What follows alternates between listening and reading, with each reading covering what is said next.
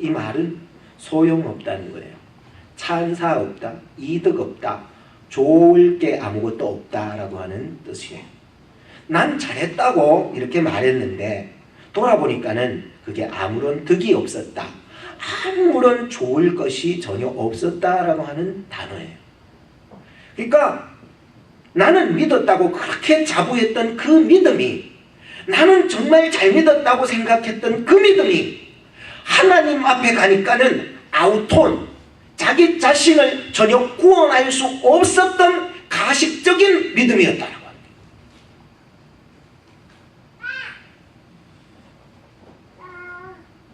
어떤 몸집이 좋은 사람이 새벽에 응급실로 실려왔어요. 보니까 심장마비네. 그의 오른손을 꽉 쥐고 있는데 이게 뭔가 싶어서 의사가 오른손을 펴려고 하는데 안 펴네. 억지로 그 손을 펼쳐보니까 거기에는 화토 2장이 있었네. 38 광땡이였네. 아하, 쇼크로 죽었구나. 그 전말을 한번 살펴보니 실화예요. 전말을 한번 살펴보니까 초상집에 문상을 갔던 사람인데 화토판이 벌어진 거예요. 밤새도록 했는데 다 잃어버렸어. 그래서 이 사람이 새벽녘에 그만 이 화토를 펼쳐보다가 38 광땡이 나온 거야. 그러니까 얼마나 좋아가 3333 하다가 쇼크 당했다는 거예요. 그래서 병원에 이제 실려왔는데 그만 숨졌던 거예요. 그래서 그의 손에 화토 2장이 쥐어져 있었던 거예요. 우리가 하나님 앞에 갔을 때 니 뭐 들고 갔니? 화토 2장 들고 왔는데요. 아무런 소용없습니다, 여러분. 그게 뭔 의미가 있어요, 그게. 캐나다의 실화입니다. 노바스코샤주의 양로원에 사는 66세 된 한 할아버지가 복권이 당첨이 됐는데 11만 7천 달러가 당첨이 된 거예요. 트럭을 사고 이것으로 사업을 할 것이고 좀 더 나은 삶을 살 것이다 라고 계획을 짰는데 딱 일주일 후에 딱 죽었다는 거예요. 자기 통장에 들어오는 돈 한 푼도 써보지 못하고 죽었다는 거예요. 대부분의 사람들은 그래요. 내 이 땅 가운데 어떻게 하면 더 오래 살까? 어떻게 하면 더 많이 모을까? 라고 하는 것이 일반 사람들의 대부분의 생각이라고 생각합니다. 그런데 중요한 것은 이 땅을 살려고 하고 더 많이 모으는 것만 생각했지 이 땅을 떠나갈 준비는 전혀 하지 못했다는 거예요. 그래서 세상에는 그런 책들이 많이 나오잖아요. 20년 안에 10억을 모으는 10년 통장 비법. 오래 살고 싶으면 우유를 절대로 마시지 마라. 오래 살고 싶으면 감기에 걸려라. 죽기 전에 가볼 50곳. 뭐 이런 얘기들이 많잖아요. 그러니까 이 땅 가운데 살아가는 얘기들, 뭔가 모아보고 즐겨볼 할 얘기들이 굉장히 많이 나와 있는 거예요. 우리는 이 땅 가운데 살아가면서 이 땅에 대한 계획만 있지 하나님의 약속하신 그 땅에 대한 준비는 전혀 못하는 것이죠. 그저 교회 이름 걸고 교회에 나와가지고 교회 이름 냈습니다 하고 부활절하고 추수감사절하고 또 뭐죠? 성탄절 3개 딱 지키면 나는 뭐 믿음이 있겠다라고 생각을 하지만은 그런 믿음은 나중에 환란 때에 심판 때 앞에 가면은 내 믿을 만한 믿음의 증거가 하나도 없습니다.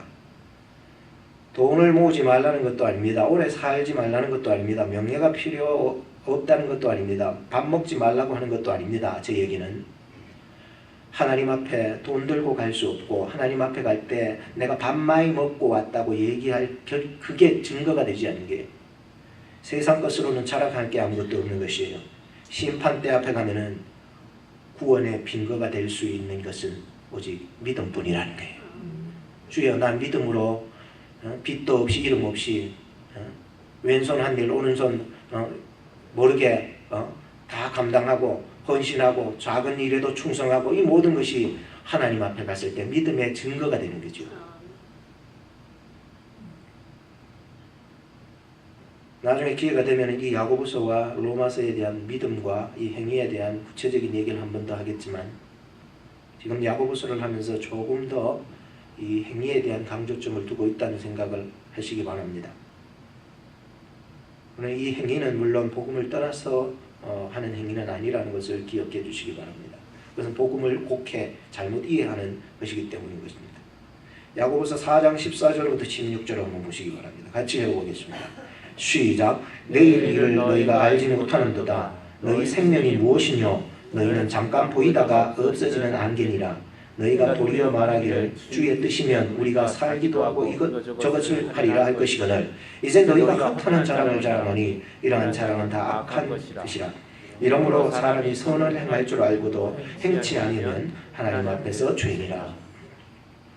여러분, 잠깐 보이다가 없어질 안개 같은 인생이, 이 내용이 뭐예요? 이게 주의 뜻이려니 하고 이거 주님 뜻이려니 하고 산 거예요. 이거 나 주의 뜻이라고 살았지만은 하나님 앞에 가니까는 그게 다 허탄한 것을 자랑하는 것뿐이라는 거예요. 그것이 악한 것이 되었다는 거예요. 선을 행할 줄 알면서도 행치 아니했다가, 선을 행할 줄 알면서도 행치 아니했다가 하나님 앞에 가니까 그게 다 죄가 된다는 거예요. 물론 이 선의 기준은 하나님께 있고 하나님의 약속에 있고 하나님의 약속하신 아들 예수 그리스도를 믿는 것이 선한 일이에요. 내 평생 살아온 길 뒤를 돌아보니 걸음마다 자옥마다 다 죄뿐입니다. 쓰리고 아픈 마음 가눌 길 없어서 골고다가 언덕길을 지금 나아갑니다. 이 고백이 나의 고백이 됩니다. 이런 회개나 중생함이 없다고 한다면 사실 구원과는 무관해요. 왜냐하면 구원이라고 하는 그 과정에는 9단계가 있어요. 부르심과 또 회개와 중생, 믿음, 또 칭의, 수양, 견인, 성화, 영화 이런 9단계들을 가지고 있어서, 그래서 소중회심, 칭수, 성경, 영이다 이렇게 신학교 때는 외웠지만 사실 이것은 꼭 외워라는 것은 아니고 우리가 구원받는 데에 어떤 절차가 있기 때문에 이런 순서를 따른다는 거예요. 우리를 하나님께서 여기에 부르신 줄로 믿습니다. 믿는다는 거예요. 근데 그 다음 단계인 이 회개나 중생에 대한 것이 없다 보니까 믿음에 대한 설교를 아무리 해도 이해가 되질 않는 거예요. 이것이 나는 내 발로 여기 찾아왔지 하나님이 언제 불렸냐는 거예요. 이게 이해의 개념이 다른 거예요.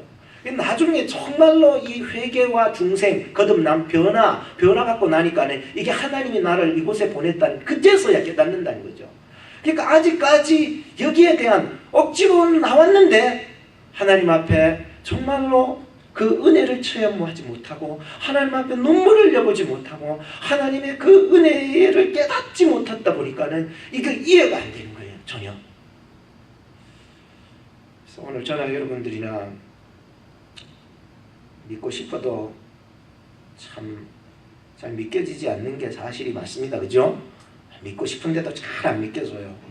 그래서 오늘 내 어떤 믿음들을 여러분들이 이 야고보서가 끝나기 전에 내 믿음을 좀 한번 잘 점검을 해서 다시 한번 이 끝날 때쯤 돼서는 내가 정말로 회개와 중생에 변화받은 믿음 있는 사람으로서의 출발이 있어져야 되겠다라고 생각으로 말씀을 전합니다. 사실 믿고 싶어도 믿겨지지 않는 사람 많습니다. 진짜 많아요. 목사님 믿고 싶어요. 근데 안 믿어진다는 거예요. 그렇기 때문에 믿음이라고 하는 것은 내가 주는 게 아니에요. 목사가 주는 게 아니에요. 이건 하나님이 주시는 선물이라는 사실이에요. 어릴 적에 누나가 자꾸 그런 얘기를 했어요. 누나들이 못됐어. 내가 막내기 때문에, 어리기 때문에 나에게 그런 얘기를 했어. 너는 다리 밑에서 주워왔다고. 그래서 나는 정말로 엄마 아빠가 나를 구박할 때마다, 징계할 때마다, 엄마 아빠를 통해서 때릴 때마다 엄마 아빠가 정말로 우리 엄마 아빠가 아닐까라고 하는 의심이 생기기 시작하는 거예요. 이게 참 믿음이라고 하는 것은 어려움이 닥쳐오면 그게 드러나게 되는 거죠. 그래서 의심이 나면 그래요. 정말 아닐까. 그리고 그러면서 사춘기를 보내고 또 그렇게 살아나가요. 근데 나중에 철이 드니까는 그 다리가, 누나가 말했던 그 다리가 세상에 그 다리가 아니었다는 것을 알게 되었어요. 철이 드니까. 그때는 몰라서 잘 이해되지 않았고, 엄마가 정말로 내 엄마라고 하는 것이 어떻게 다 그것이 다 이해될 수 있을까? 태중에 있을 때는 탯줄이라는 것이 있잖아요. 그러면 태를 끊고 나오면은 젖줄이라는 게 있잖아요.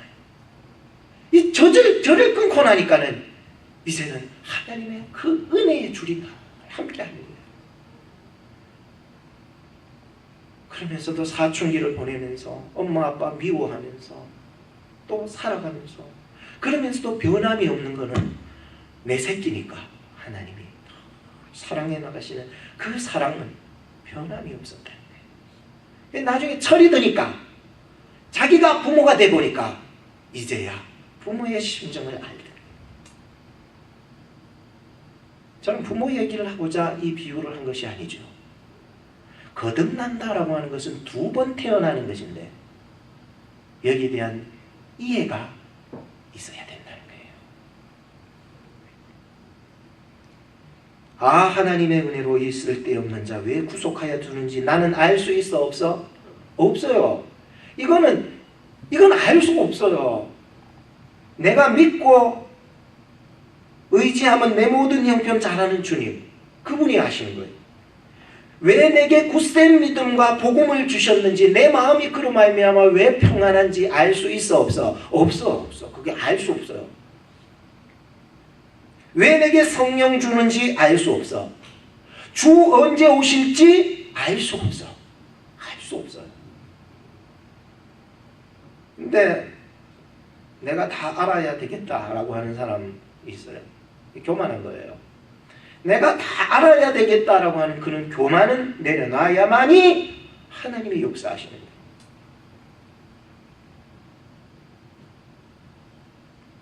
한번 이렇게 따라합시다. 우리 기도문을 한번 띄워주시기 바랍니다. 한번 따라합시다. 하나님, 저는 어립니다. 하나님, 저는 어립니다. 세상 소리에 의심도 하고 미워도 했지만 세상 소리에 의심도 하고 미워도 했지만 하나님께서 나를 사랑하시는 것을 믿을 거예요. 하나님께서 나를 사랑하시는 것을 믿을 거예요. 좀 더 성장하면 알 테지만 좀 더 성장하면 알 테지만 후회되지 않는 말과 행동을 하면서 후회되지 않는 말과 행동을 하면서 교회 생활할 수 있도록 도와주옵소서. 교회 생활할 수 있도록 도와주옵소서. 어머니는 마치 교회에 와도 갔다고 표현을 할 수 있습니다. 그런데 내 철부지 없는 모습이 엄마한테 대들고 엄마 욕하고 엄마 미워했던 나의 모습이 나중에 철이 드니까 후회가 되는 거 있죠. 15절부터 7절을 같이 읽어보십시다.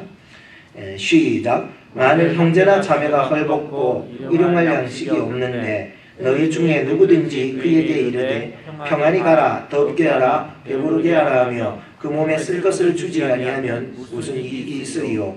이와 같이 행함이 없는 믿음은 그 자체가 죽은 것이라 했습니다. 둘째로 행함이 없는 믿음은 그 자체가 죽은 것이다 라고 정리를 합니다 라고 하는 말씀을 전하겠습니다.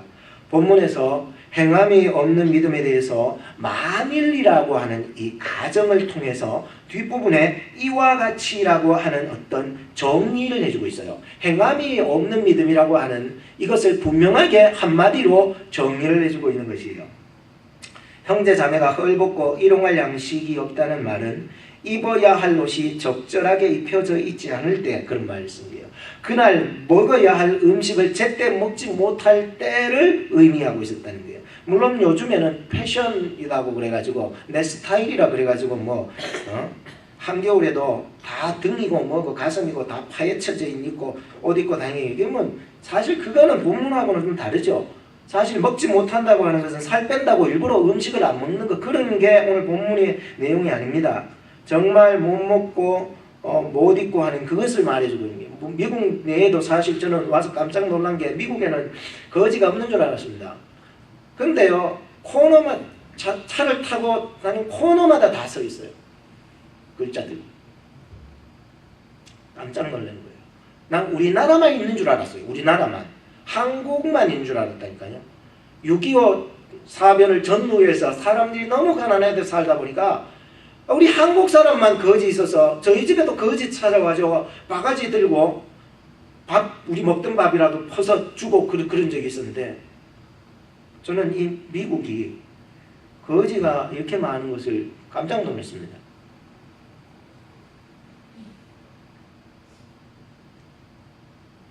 저는 여러분들이 하나님을 믿는 자 안에서 부유한 자 되기를 축복을 합니다.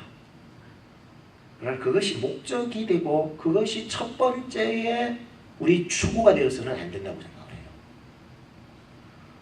오늘 저나 여러분들이 부자가 되고 잘 살고 하는 것은 여러분들이 축복합니다. 그러나 그것이 목적이 아니라 우리의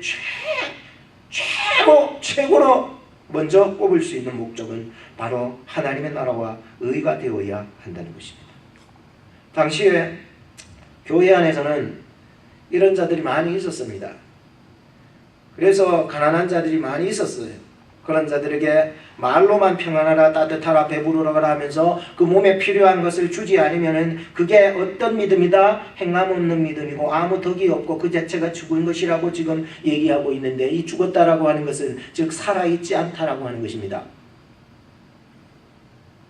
오늘 본문 말씀을 여러분들 주목해 보실 것은 사회 봉사를 하라고 일부러 부추기는 말씀이 아니에요.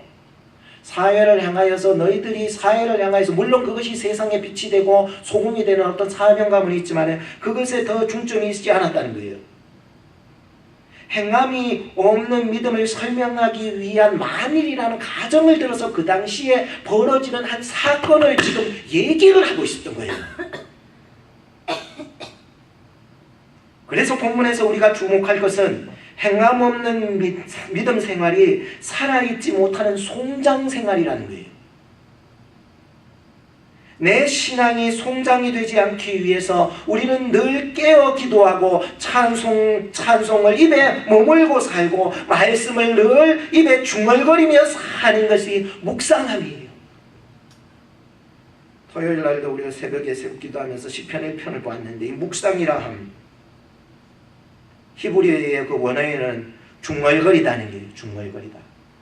늘 하나님이 주신 그 율법의 말씀을 주야로 중얼거리는 거예요.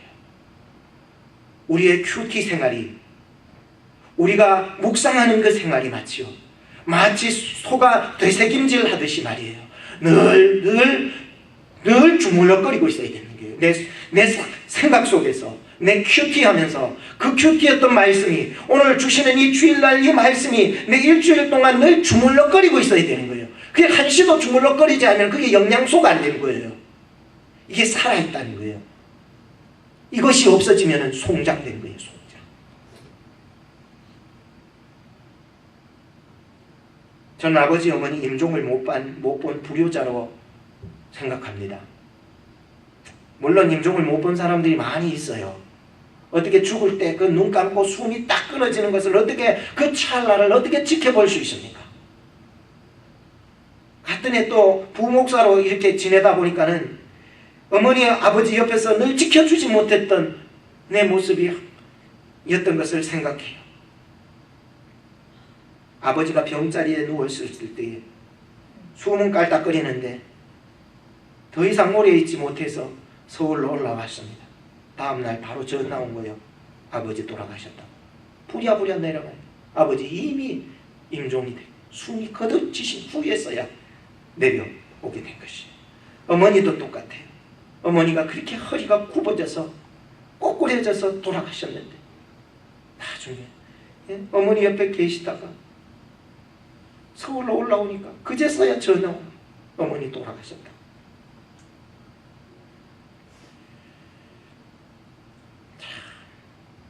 송장은요 아무리 땡기고 밀고 해도 몰라요. 우리 어머니가 허리가 그리 꼬그라졌는데 꼬그라졌을 때는 땡겨보니까 아야 손을 한번 돌아가시기 직전에도 손을 한번 꽉 눌려도 아야 살살 주물러라 아프다. 근데 돌아가시고 나니까 그 굽었던 허리를 형이 힘이 좋으니까 등치도 크고 위에서 부두둑 눌려보니까 쫙 하면서 허리가 쫙 펴져버려요. 그때는 아무 소리 못하는 게 송장인데 아프다 할 수 없고 눈물을 흘릴 수 없고 괴로워할 수 없고 오늘 여러분들이 하나님을 믿고 살아가는 가운데 아파하는 것에 감사하시기 바랍니다. 고통당하는 것에 감사하시기 바라요. 고난 주시고 하나님이 징계 주신 것을 감사하시기 바랍니다.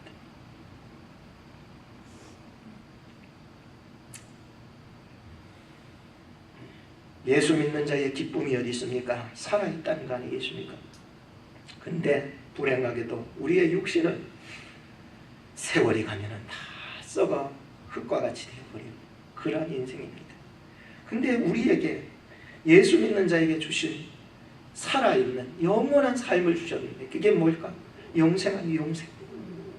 하나님은 우리에게 영생함을 주셨다는 거죠. 얼마나 기쁘겠습니까? 오늘 이 땅에서 이미 죽은 삶을 사는 사람도 많이 있습니다. 그런 사람들의 행함 없는 믿음은 그 자체가 죽은 것이라고 말씀하고 있는 것입니다. 마치 겨자씨가 지금은 비록 아무것도 할 수 없는 것처럼 보이지만 그 속에 생명이 있기 때문에 때가 되면 반드시 싹이 나고 잎이 나고 큰 나무가 될 것입니다.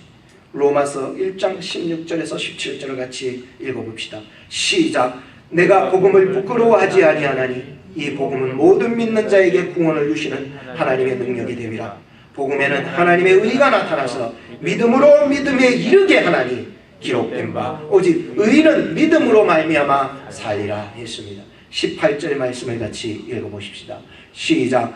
혹이 가로되 너는 믿음이 있고 나는 행함이 있으니 행함이 없는 내 믿음을 내게 보이라. 나는 행함으로 내 믿음을 너에게 보이라.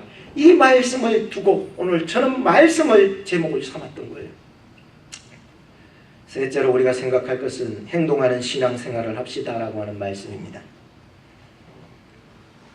저는 이 말씀이 신앙에 있어서 꽃이다 또 열매다라고 생각할 수가 있었습니다. 우리 옆에 교회에 보면 피칸 나무가 있어요. 피칸 나무 밑에 가면 이제 피칸이 많이 떨어지고 막 그러는데 까 잡수셔도 됩니다. 오늘 저나 여러분들이 나의 행함으로 내 믿음을 보인다라고 하는 것은 나로 하나님이 기뻐하시는 산재물이 되게 한다라고 하는 거예요. 이건 어떻게 보면 정말로 나를 통해서 하나님의 기쁨이 되기를 원합니다. 내 이 한 목숨 믿음을 지켜 하나님의 영광 되기를 원합니다 라고 하는 이런 확신과 용기에 찬 사도 야고보의 신앙이라고 봐요. 오늘 두 사람의 대화가 이루어지고 논쟁이 이루어지잖아요. 넌 믿음이 있니? 난 행함이 있다. 넌 말만 있니? 난 몸으로 행한다. 너의 믿음을 한번 보여볼래? 나는 행함으로 내 믿음을 너에게 보이리라.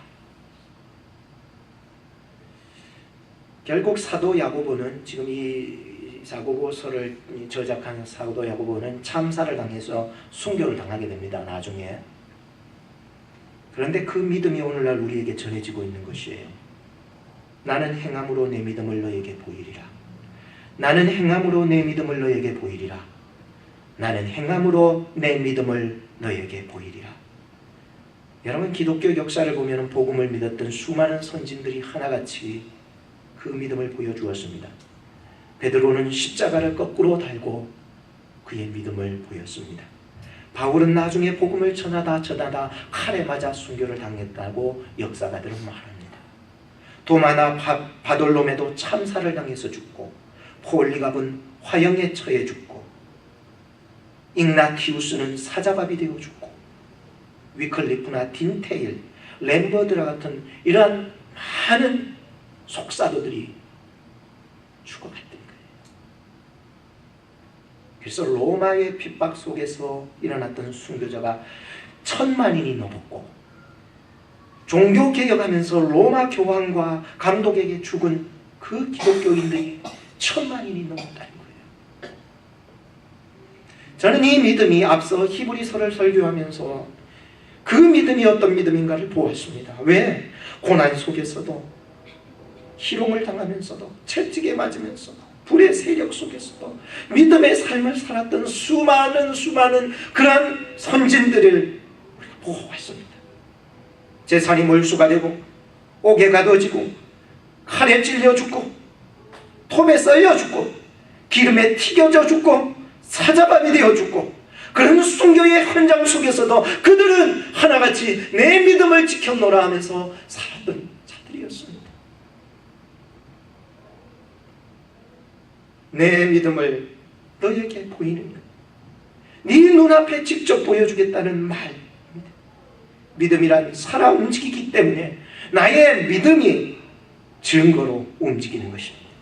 19절로부터 20절을 마지막으로 보시겠습니다. 시작. 네가 하나님은 한 분이신 줄 믿느냐? 잘 아느니라. 귀신들도 믿고 떠느니라. 아, 허탄한 사람아, 행함이 없는 믿음이 헛것인 줄 알고자 하느냐. 계속해서 행함이 없는 믿음에 대한 지적을 해주고 있습니다. 하나님 앞에서 헛개비 같은 믿음을 들고 우리는 하나님 앞에 가지 말자라고 하는 말씀을 전하고 말씀의 결론을 짓겠습니다. 헛개비 믿음이 얼마나 지식적인 것에 그쳤다면 그것이 귀신들도 믿는다는 말을 하고 있을까요? 귀신들도 믿어요. 그런데 그 믿음은 구원과는 전혀 관계가 없는 믿음이었다는 것입니다. 마가복음 1장 24절에 보니까 귀신 들린 사람이 이런 말을 했습니다. 나사렛 예수여, 우리가 당신과 무슨 상관이 있습니까?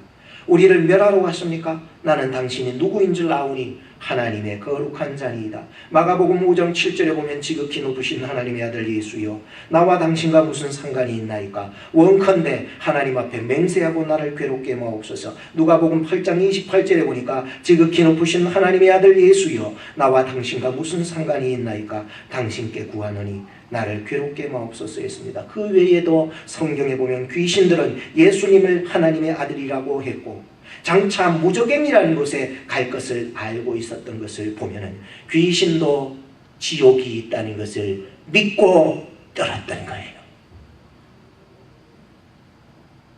귀신들도 성경 말씀을 가지고 예수님을 시험할 줄 아는 그런 능통함이 있었다는 거예요. 그래서 칼빈은 이렇게 말했습니다. 마귀는 가장 예리한 신학자다.